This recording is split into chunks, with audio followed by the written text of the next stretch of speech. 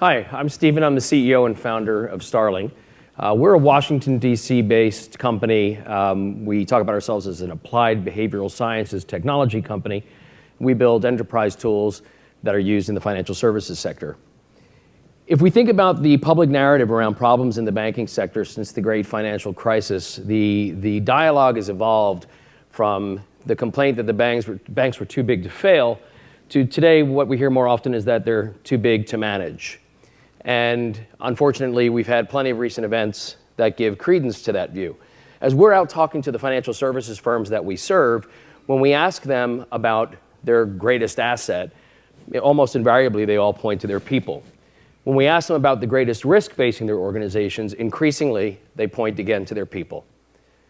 Now, it's management's job to unlock the value creation opportunity represented by your human assets, and it's management's job to manage away the conduct-related risks tied to those same assets.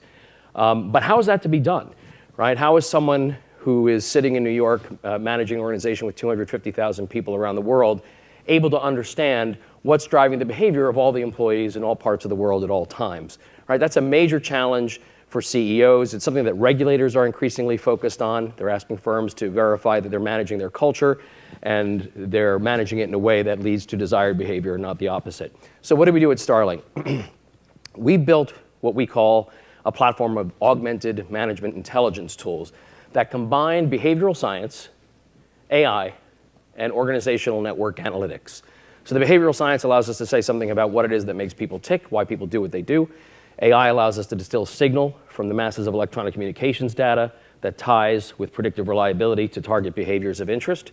And then using O&A, we map those insights out across an organization. We call that technology predictive behavioral analytics. And as that name hopes to suggest, it's an analytics engine that allows firms to anticipate and forecast behavior of their employees. The use cases usually fall into one of three buckets or some combination. Our tools are used in the context of creating value.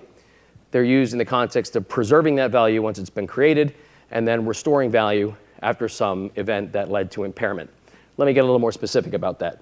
So in one case, we're working with a large global bank that's asking us, how is it that we can better manage team dynamics to increase the productivity and profitability of that team? That's a value creation opportunity.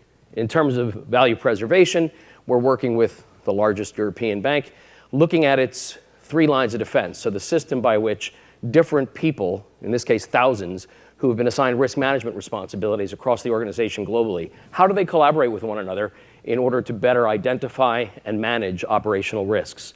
And in the context of value restoration, we'll just think about what we saw at Wells Fargo when there's been a major issue around mis-selling. How do we anticipate where that same sort of misconduct may appear next?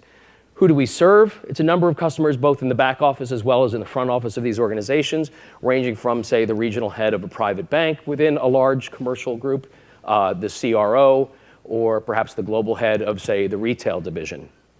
How do we do what we do? So the secret sauce at Starling is, again, behavioral science. It's an understanding of what is it that shapes human behavior. Most management focus on formal incentive schemes and formal sanctioning systems that they believe will shape human behavior. The data doesn't support that, and neither do they understand this from behavioral economics, which demonstrates that people are very often motivated by non-rational things, to include invisible norms inside the organization. But because they're invisible, they're pretty hard to manage. So we've been able to demonstrate that with electronic communications metadata are signals that tie with predictive reliability to particular behaviors that management either seeks to encourage or to manage away. We call that the digital fingerprint for that behavior. And we're building a whole library of these digital fingerprints that tie to a host of behaviors that management at firms are concerned about. And by layering those digital fingerprints on top of the social graph, we call it the trust graph of the organization, we're able to anticipate how behavior is likely to spread.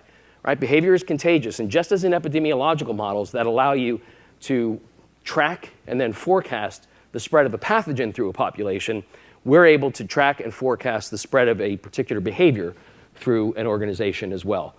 So at a time when every aspect of the banking sector has been transformed by technology, in the realm of management science, we're still using the equivalent of the Stone Hand Axe. And we're using surveys, online ethics training. Who here wants to do another survey? We at Starling think that there's a better way of bringing quantitative data to the qualitative challenge of human relationships, and that's what we've built at Starling. Thanks.